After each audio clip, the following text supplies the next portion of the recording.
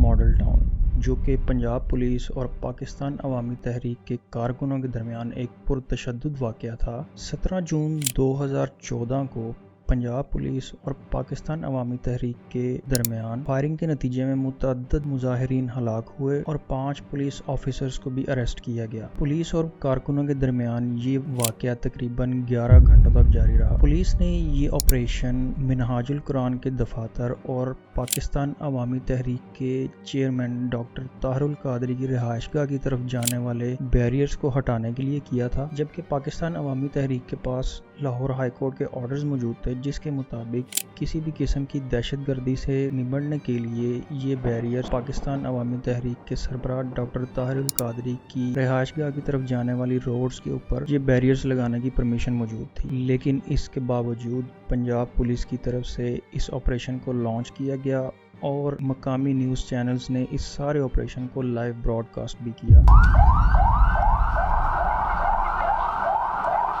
17 جون 2014 کو ایک طرف پنجاب پولیس وہ کر رہی تھی جس کی ماضی میں کوئی مثال نہیں ملتی۔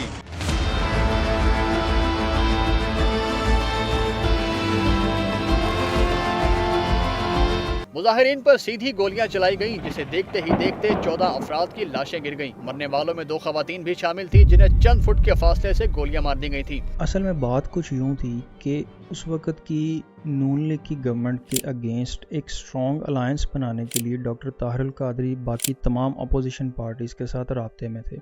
اور ڈاکٹر طاہر القادری کو ان تمام اپوزیشن پارٹیز کی سپورٹ بھی حاصل تھی، جس پر ڈاکٹر طاہر القادری نے 23 جون 2014 کو پاکستان واپس آنا تھا، لیکن 16 جون 2014 کو ڈاکٹر طاہر القادری کینیڈا سے ہی ایک سٹیٹمنٹ جاری کرتے ہیں جس میں وہ یہ کہتے ہیں کہ میری وطن واپسی پر اگر مجھے یا میری پارٹی کو کسی بھی قسم کا نقصان پہنچانے کی کوشش کی گئی تو گورنمنٹ کو اس کے نتائج بھگتنے پڑیں گے، اور وہی ہوا جس کا ڈر تھا۔ 17 جون 2014 کو رات کے 1 بجے پولیس نے آپریشن شروع کر دیا اور منہاج القرآن کے دفاتر اور پاکستان عوامی تحریک کے سربراہ ڈاکٹر طاہر القادری کی رہائش گاہ کی طرف جانے والے رستوں پر پڑے ہوئے تمام بیریئرز ہٹانے کی کوشش کی، جس پر پاکستان عوامی تحریک کے کارکنوں نے پولیس کو سخت ریزسٹ کیا۔ اصل میں یہ بیریئرز 2010 میں لاہور ہائی کورٹ کی پرمیشن سے اس وقت لگائے گئے جب 9/11 کے واقعے کے بعد تمام ویسٹرن کنٹریز نے یہ سوالات اٹھانے شروع کر دیے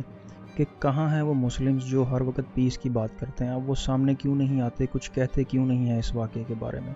تبھی ڈاکٹر طاہر القادری نے 600 پیجز کا ایک فتویٰ ایشو کیا جس کے مطابق القاعدہ، طالبان اور دوسرے ایکسٹریمسٹ گروپ کو نان مسلمز اور کافر ڈکلیئر کیا گیا۔ تب سے یہ بیریئر کسی بھی ٹیررسٹ ایکٹیویٹی سے سیف رہنے کے لیے لگائے گئے تھے۔ Coming back to the story, کارکنوں کی ریزسٹنس کی وجہ سے پنجاب پولیس کو اپنا یہ آپریشن روکنا پڑا اور پیچھے ہٹنا پڑا، مگر پھر صبح کے 5 بجے پولیس نے دوبارہ سے ریڈ کیا، لیکن تب تک پاکستان عوامی تحریک کے کارکنان میڈیا کو بلا چکے تھے اور سبھی نیوز چینلز نے اس سارے انسیڈنٹ کو لائیو براڈ کاسٹ کیا، جس میں دیکھا جا سکتا ہے کہ کس طرح نہتے شہریوں پر فائرنگ کی گئی اور بزرگوں اور عورتوں تک کو بھی نہیں چھوڑا گیا۔ اس کے بعد نیگوشیٹ کرنے کے لیے پولیس کو اس آپریشن کو کچھ دیر کے لیے روکنا پڑا، اور اس نیگوشیشن میں پولیس کی طرف سے DCO Muhammad Usman, DIG operations Rana جبار اور پارٹی کی طرف سے جنرل سیکرٹری خرم نواز گنڈاپور اور چیف سیکیورٹی آفیسر الطاف شاہ شامل تھے۔ نیگوشیشن کے 2 راؤنڈز ہونے کے باوجود کوئی بھی سولوشن نہیں نکالا جا سکا۔ پولیس اپنی بات پر قائم تھی کہ ہم ان بیریئرز کو ہر حال میں اٹھائیں گے، جبکہ پاکستان عوامی تحریک کا یہ موقف تھا کہ ہم کسی قیمت پر بھی ان بیریئرز کو یہاں سے ہٹنے نہیں دیں گے۔ نیگوشیشن فیل ہونے کے بعد صبح کے 9:30 بجے پولیس نے دوبارہ سے آپریشن شروع کیا، اور اس بار پھر کارکنوں کی ریزسٹنس کی وجہ سے پولیس کو دوبارہ سے پیچھے ہٹنا پڑا، لیکن پھر صبح کے 11:20 پر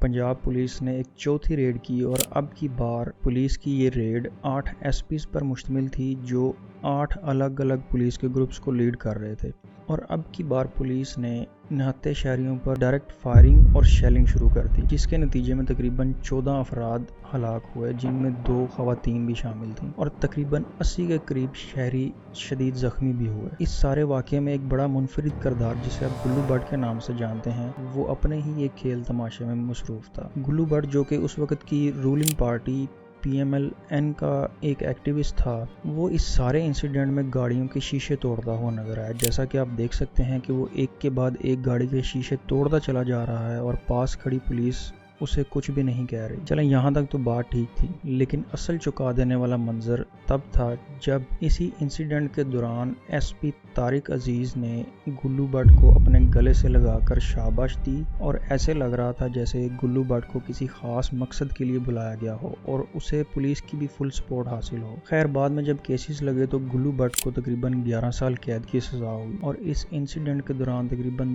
3000 پاکستان عوامی پارٹی کے کارکنان کو اریسٹ بھی کیا گیا اور ان کے اوپر مختلف چارجز لگائے گئے. اس انسیڈنٹ کے اگلے ہی روز 18 جون 2014 کو CM پنجاب شہباز شریف نے federal minister of planning and development SN Iqbal سے اس سارے واقعے کا نوٹس لیا اور ان سے ایک بریفنگ لی اور بریفنگ لینے کے بعد ایک جوڈیشل کمیشن بنانے کا فیصلہ کیا. اس انسیڈنٹ کے تیسرے دن 19 جون 2014 کو ایک نیوز منظر عام پر آئی جس کے مطابق پولیس کے کچھ آفیسرز ہاسپٹل جاتے ہیں جہاں پہ پولیس کے ہی کچھ زخمی جوان موجود تھے اور وہاں جا کر ان آفیسرز نے نہ صرف فیک سرٹیفکیٹ بنوانے کی کوشش کی بلکہ ان زخمی پولیس اہلکاروں کے جسموں پر فیک بلٹس کے نشان بنوانے کی کوشش کی تاکہ کسی طرح سے وہ اس واقعے سے جڑے ہر ایویڈنس کو ٹیمپر کر سکیں. اس پر ڈاکٹر طاہر القادری نے جوڈیشل انکوائری اور اس سے ریلیٹڈ تمام رپورٹس کو ماننے سے انکار کر دیا. وہیں دوسری طرف ایک دوسری پریس کانفرنس میں اس وقت کے پنجاب کے لاء منسٹر رانا ثناء اللہ نے ایک پریس کانفرنس کی جس میں انہوں نے اس سارے واقعے کا ذمہ دار ڈاکٹر طاہر القادری کو ٹھہراتے ہوئے کہا کہ منہاج القرآن کے اندر معصوم لوگوں کو قانون اور ریاست کے خلاف نہ صرف تیار کیا جاتا ہے بلکہ قرآن پر ہاتھ رکھ کر ان سے اوتھ بھی لی جاتی ہے. مزید رانا ثناء اللہ کا کہنا تھا کہ منہاج القرآن کے دفاتر کے اندر کچھ مسلح افراد بھی موجود تھے جنہوں نے پولیس کے اوپر ڈائریکٹ فائرنگ شروع کی. وہیں دوسری طرف ڈاکٹر طاہر القادری نے اس سٹیٹمنٹ اور اس الزام کو جھوٹا اور بے بنیاد قرار دیا اور طاہر القادری نے نہ صرف جوڈیشل کمیشن کو ریجیکٹ کیا بلکہ وزیر اعظم نواز شریف سمیت 21 فیڈرل منسٹر اور کچھ پولیس آفیسرز کے خلاف FIR کا مطالبہ کیا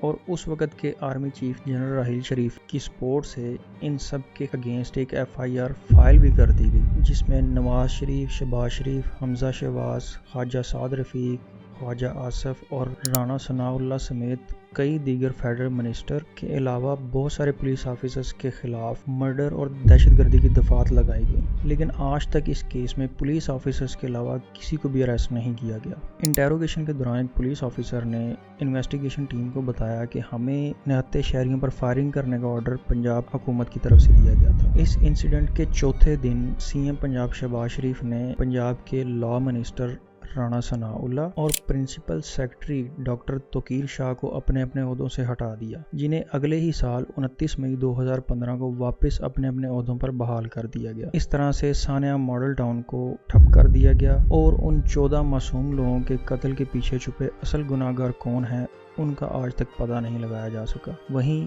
ایک شخص جو کہ گلو بٹ ہے جو صرف گاڑیوں کے شیشے توڑتا ہوا نظر آیا اس کو 11 سال قید کی سزا دے دی گئی. یہ ہے پاکستان کا قانون. امید ہے آج کی ویڈیو آپ کو پسند آئی ہوگی. ملتے ہیں نیکسٹ ویڈیو میں. ٹل دین ٹیک کیئر. اللہ حافظ.